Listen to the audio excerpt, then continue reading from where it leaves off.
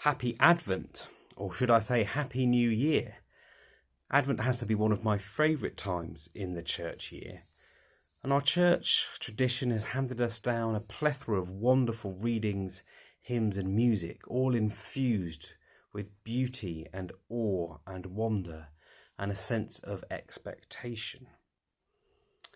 And that's something that we'll celebrate very much here at the cathedral throughout this season. But you might think it's Christmas and Easter that should really be my favourite time, as they're the key events. But I have to say there's something exceptionally special about the seasons of preparation and journeying. There's that popular phrase that says happiness is the journey, not the destination. And one of the main difficulties that the church faces in this day and age is that society tries to get to the destination without the journey or that time of preparation. They've skipped it almost altogether, and of course the message and the meaning of the destination itself gets lost because there's been no time to prepare for it. Advent as a season seems to get swamped by the torrent of the ever earlier commercial Christmas season, and that makes it really hard for us to enter it fully.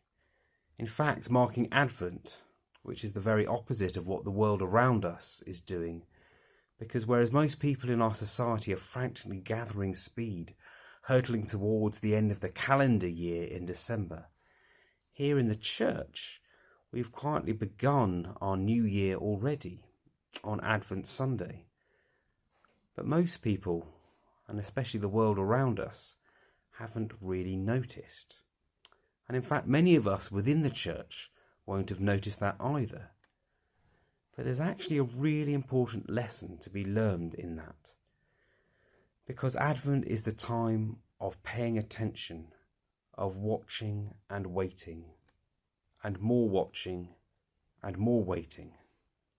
And that often gets missed.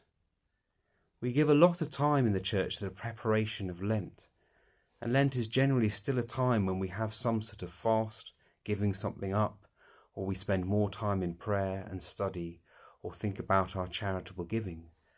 But we forget that Advent too is a time of reflection and preparation, and it's the start of the new church year, the perfect time for a restart in our Christian faith, to maybe think about some New Year's resolutions in terms of our church and our faith, and to think about how we can allow our lives to be shaped by God instead of the world around us.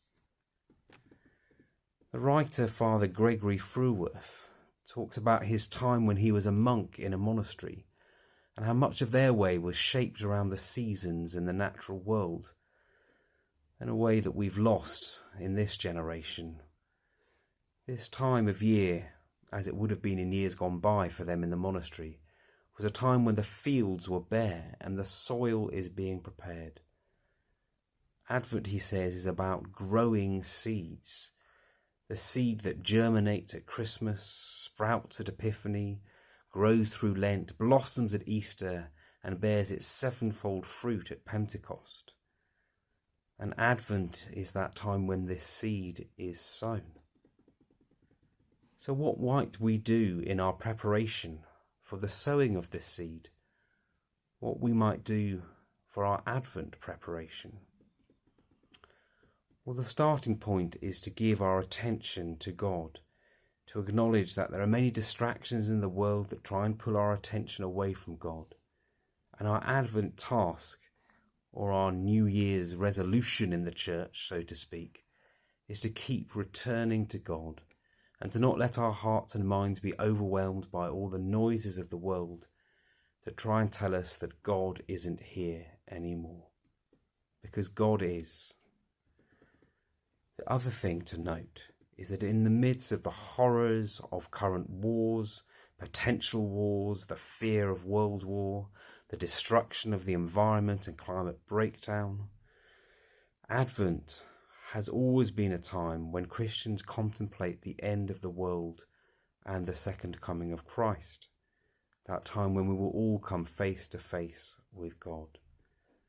And while we all hope and pray that we don't see the end of humanity or earth in our lifetime or in the generations to come. Contemplating the end of times can help us to prepare our hearts and minds, and thus spur us to prayer and action in the here and now, so that we may live lives that reflect the wonders of God, the seed of the Christ child that is gently growing within us, and the light that is shining in the darkness and gradually getting brighter and brighter.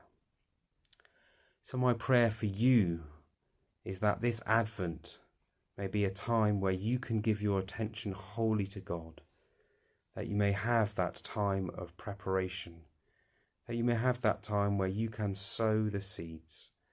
So may God bless you and your preparation for the birth of Christ. Amen.